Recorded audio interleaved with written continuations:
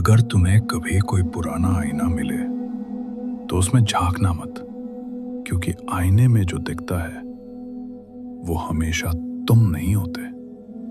मुझे ये बात बहुत देर से समझ आई। अब जब भी मैं अपनी परछाई देखता हूं वो मुस्कुराता है, लेकिन मैं नहीं। मेरा नाम अमन था। मैं दिल्ली का एक ग्राफिक डिजाइनर था।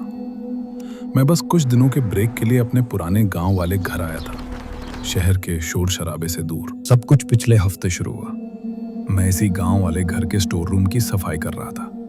वहां कोने में एक पुरानी चादर से ढका हुआ कुछ बड़ा सा रखा था। मैंने चादर हटाई तो एक बड़ा सा पुराना आईना निकला। उसका फ्रेम लकड़ी का था जिस पर अजीब से और चेहरे बने हुए थे। मुझे वो बहुत सुंदर लगा। मैंने सोचा इसे साफ करके अपने दिल्ली वाले अपार्टमेंट में ले जाऊंगा। यही मेरी सबसे बड़ी गलती थी। मैंने उसे अपने बेडरूम की दीवार पर टांग दिया। पहली रात तो सब ठीक था। दूसरी रात मैं पानी पीने के लिए उठा। कमरे में अंधेरा था, सिर्फ सड़क की हल्की रोशनी आ रही थी। मेरी नजर आईने पर पड़ी। एक पल के लिए मुझे लगा कि आईने में मेरा जो अक्स है वो मेरी तरफ नहीं बल्कि कमरे के दरवाजे की तरफ देख रहा था। मैंने अपनी आंखें मली और फिर से देखा।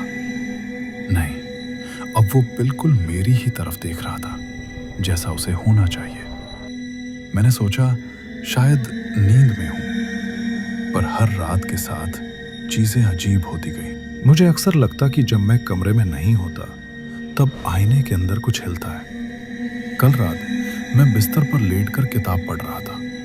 मेरी नजर अचानक आईने पर गई। मैंने किताब से नजर हटाई और आईने में देखा। मेरे रिफ्लेक्शन ने भी किताब से नजर हटाई और आईने में देखा, लेकिन एक फर्क था। मैं मुस्कुरा नहीं रहा था, पर मेरा अक्स आईने के अंदर बहुत हल्का सा मुस्कुरा रहा था। मेरा दिल जोरों से धड़कने लगा। मैं बस उसे घूरता रहा और वो भी मुझे घूरता रहा। तभी उसकी वो मुस्कान थोड़ी और बड़ी हो गई। डर के मारे मैंने कस के अपनी आंखें बंद कर ली, और जब मैंने हिम्मत करके आंखें खोली तो वो फिर से नॉर्मल था, बिल्कुल मेरी तरह। मैंने सोचा मैं पागल हो रहा हूं। मैंने फैसला किया कि सुबह होते ही मैं इस आईने को यहां से हटा दूंगा। आज रात मैं सोने की कोशिश कर रहा था, पर सो नहीं पाया।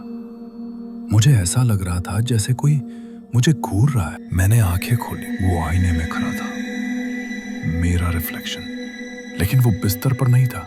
वो आईने के अंदर खड़ा था, बिल्कुल सतह के पास, और वो मुस्कुरा रहा था। एक ऐसी मुस्कान जो चेहरे को चीरती हुई लग रही थी। उसने अपना हाथ उठाया और आईने की सतह को अंदर से छुआ।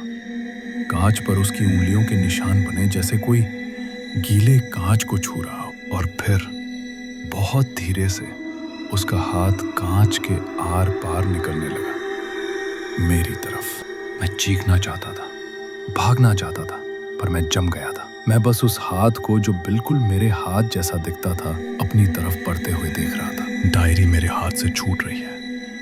वो बिल्कुल मेरे सामने खड़ा है, मुस्कुरा रहा है।